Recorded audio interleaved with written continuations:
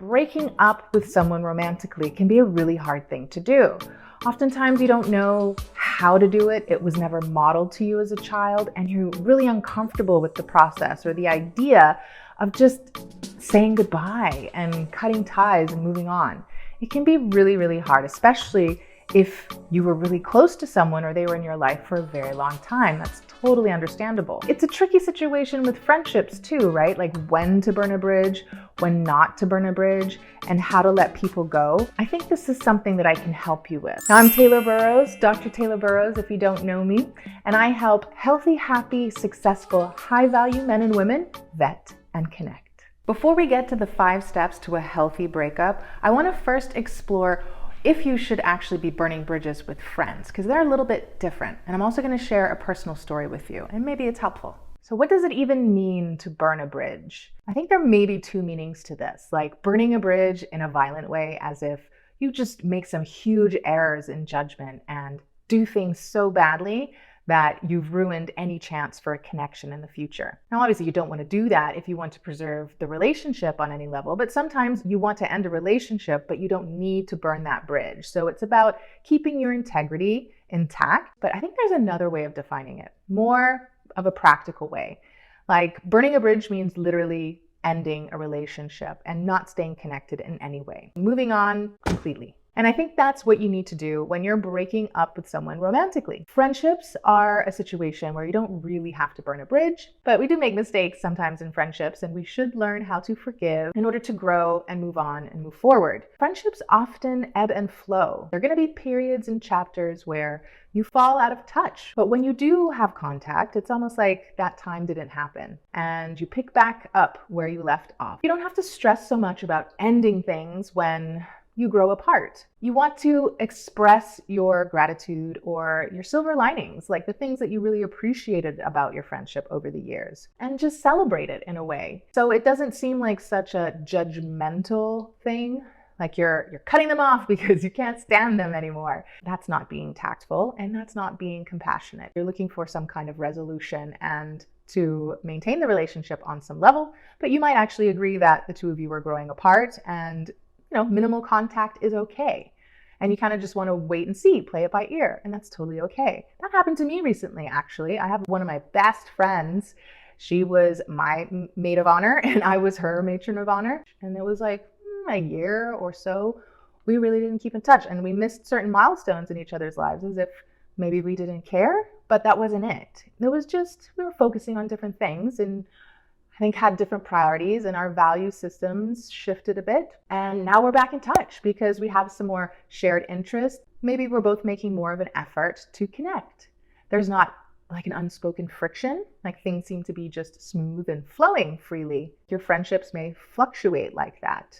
And being able to adapt and respect and accept where your people are, in their lives, like whatever they're going through, is a very mature outlook to have. I encourage not burning bridges in those situations. But in a romantic relationship, things are different. This is when I would say you do want to burn a bridge, but not in the drastic way. Just meaning that you want a clear, clean ending to the relationship.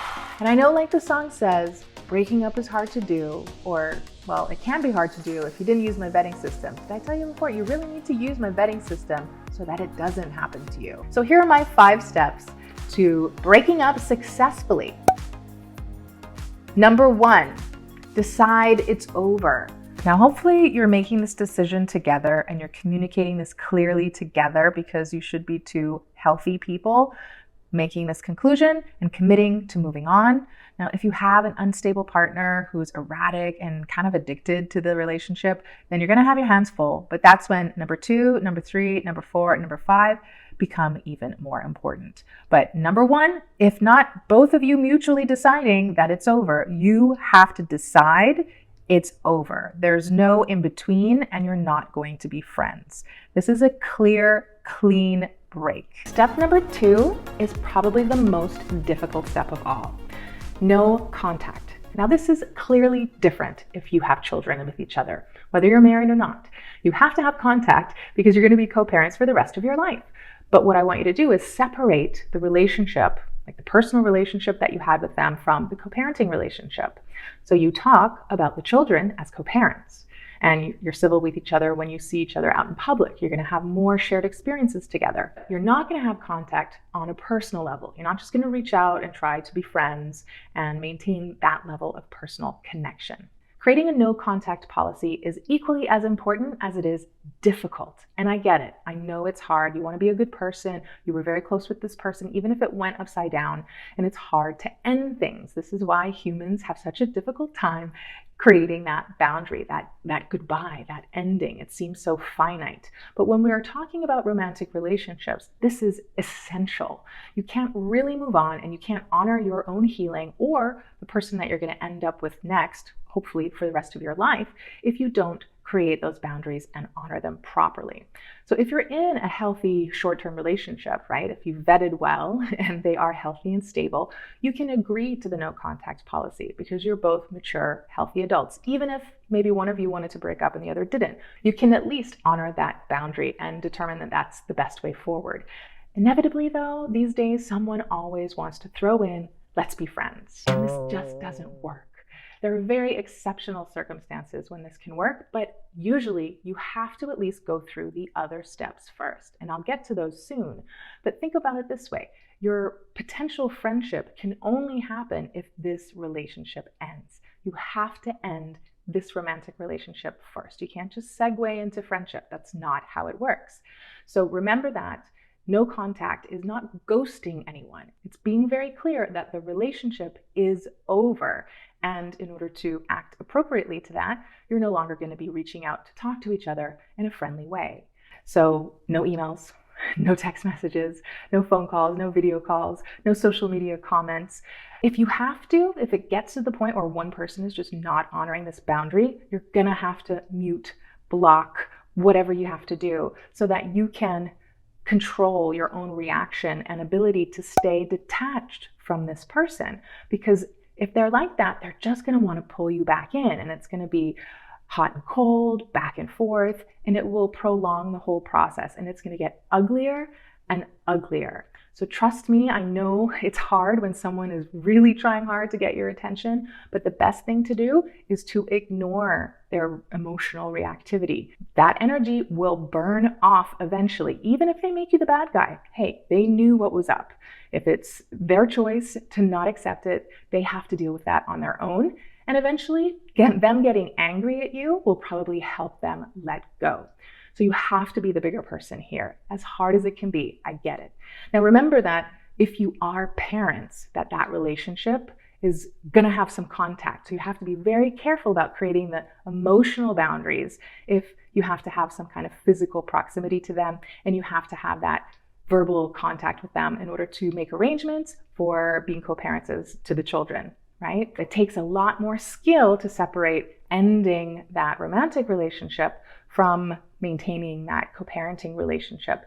So make sure that you know the difference between contact that is friendly for no particular purpose other than habit, and contact that is related to what you need to do to make arrangements and to be parents together.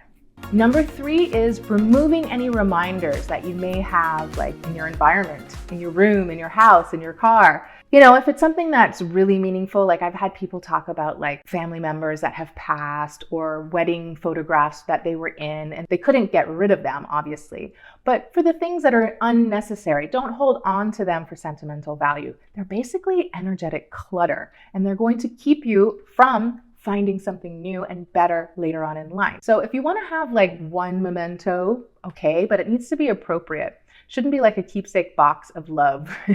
If it's over, it's over. You have to make room for something new, a fresh start, a detox. You know, it's sometimes hard and you might need a little bit of help to get through that process. You don't have to rush that process if you're getting rid of some sentimental stuff, but do make it a goal, because it's really going to help you clear your line of vision and your energy for a fresh start. So number 4 is detox. This step is really important. A lot of people don't realize how literal this process is. when we're in relationships, our neurotransmitters and our hormones and our brain is all fired up and attached to this person. And so when you detach, you have to go through this detox of all of those chemicals. It's real. It's not just your imagination. It's not just emotions. It's the way that you were wired with that validation source in your life. Kind of like how we're addicted to our phones. It's a similar kind of process, right? So maybe you can relate to that. But you need to give your brain at least a minimum of 3 months to detox and go through, like wash out all of those different chemical reactions from your system so that your brain can actually go back to neutral and get to an equilibrium state so that you can start fresh. So no new relationships. You hear me? No new relationships in the first 3 months. And that means any kind of relationships. So no friends with benefits, no one night stands, be single, like totally single. I know it might be scary, but you can do it. And this is the only way you're really gonna have a clear, clean break. Detox your brain, lean into yourself, lean into your family, lean into your friends. That's totally okay. But do not seek out any kind of comfort or attention or validation from people of the opposite sex in a romantic way. Just don't do it. The last step, step number 5, is healing, learning, and growing. This is such an important step. I mean, they all are important, but really 4 and 5 are like the crux of how you get through this, because you're gonna turn it around and you're gonna make it a really positive thing. Healing is really just getting better acquainted with yourself, learning from your experience, looking back at your relationship. What did you learn? Where did you go wrong? What were your errors of judgment? What were your mistakes? Not just blaming the other person, but taking responsibility for your part. That is essential. It's really going to help you leverage the silver linings of your relationship to help you grow. And then growing from that experience will allow you to clarify your values, your interests, your non-negotiables in a relationship, the things about you that you didn't even know that you wanted, that you can actually set out to achieve, like lifestyle things or just a vision for the future, and making sure that you're aligned with all of that, that you're actually doing the work and taking the action steps to make that happen. Without a relationship, for the most part, you don't need a relationship in order to achieve a lot of that stuff. You just have to leave space for someone to join you on that journey. Although maybe your journey will shift a little bit when you have your partner, their path should be parallel to that as well, and you'll find a way to merge it together. All of these ways will help you develop a better system for finding compatibility in a partner and knowing what your standards are and your values are, and really what matters to you most is going to make it a lot easier and a lot more robust of a relationship when it does happen. And doing this will attract that person so much more effectively than just sitting around twiddling your thumbs, waiting for them to show up, or projecting all of your expectations on someone that's going to whisk you away and rescue you from your despair or solitude. Make it an active process and rediscover your passions, your interests. Put yourself out there. Learn and study whatever it is that you're interested in. Develop your skills, clarify your environment, get healthy. There's so many things to do when you are alone, and you just need to think about it as a prep time, being able to get yourself even more primed for that partnership. And it can be really exciting once you get into the swing of things. So know that it's going to be tough sometimes when you're grieving the loss of that company and that relationship.